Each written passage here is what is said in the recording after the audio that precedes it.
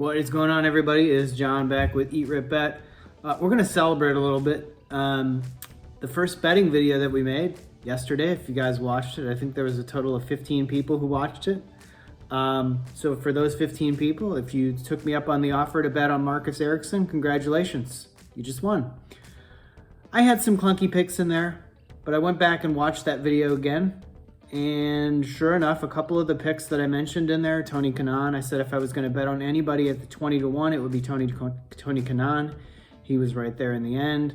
I was way wrong on Jimmy Johnson. Scott Dixon and Alex Payout really just fell to bad luck and maybe just bad choices by Scott Dixon going into the pits a little bit hot there on I think it was either the last pit stop or second to last pit stop, and that pretty much took him out of contention.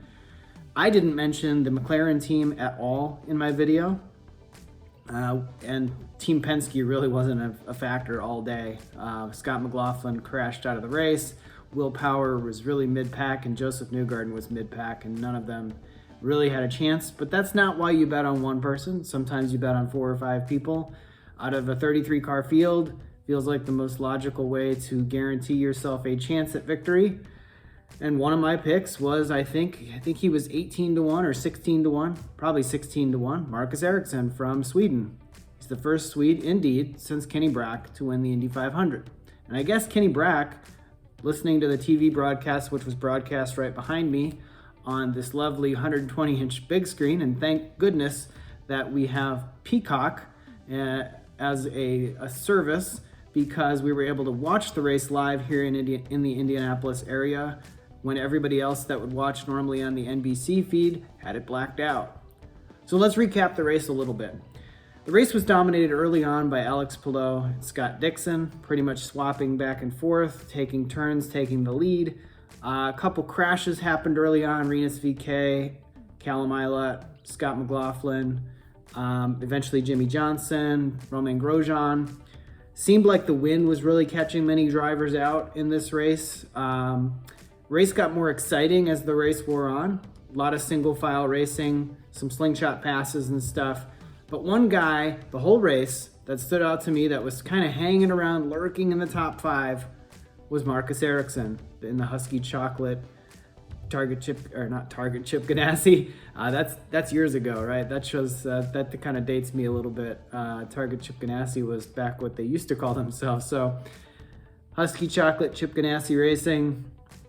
And they were hanging out in the top 5, and I told my wife, I said, either Marcus Ericsson has a good car but not a great car, or a great car and he's not showing it, because he's the only driver who basically stayed in the top 5 the entire day until it was time to make a move in the very last stint. Scott Dixon made his mistake. At that point, Marcus Ericsson was in 3rd behind the 2 McLaren cars. He made his move, made it stick, pulled away, had a 3-second lead, had to battle to get those final 2 laps in after they threw the red flag after Jimmy Johnson had crashed. Kind of felt bad for Marcus Ericsson, but that's just the luck sometimes. You just never know what the race control folks are going to do. And Marcus Ericsson weaved in and out. I don't know how they don't call blocking on that. Never quite understand that. I guess it's kind of like a ref swallowing the whistle at the very end of an NBA Finals game, Game 7. They're not going to call a whistle to make that the deciding factor in the game. They're going to let the players duke it out. So if Pato O'Ward could have gotten by him, even with all the blocking, then Pato O'Ward's the winner. Pato O'Ward almost got by him on the white flag lap going into turn 1, but Marcus Ericsson to the inside kind of slammed the door on him, had enough horsepower, had that Wickerville adjustment that they went into the race with, which I think made a big difference down the stretch. So, gonna celebrate a little bit. I placed so many bets during the race, so I probably only broke even. Nevertheless, I did pick the winner yesterday, Marcus Ericsson, the 31-year-old Swede, so congratulations to him.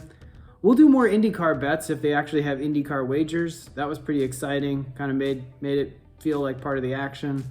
Look up for some more betting videos. Like I said, we're going to do NBA Finals videos coming up with regards to the Golden State Warriors. And I don't know if I got to pay better attention to the NBA scores. They didn't play yet, did they?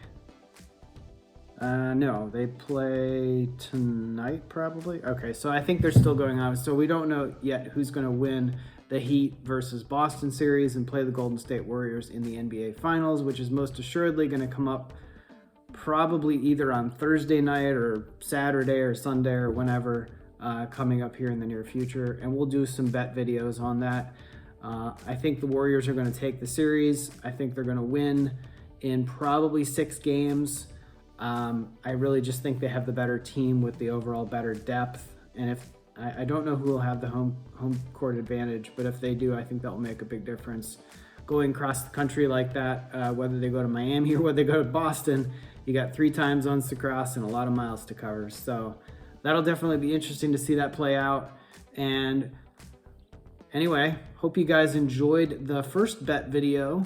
It was a success. We did call the winner, although we did kind of spread ourselves out a little bit, try to cover all our bases.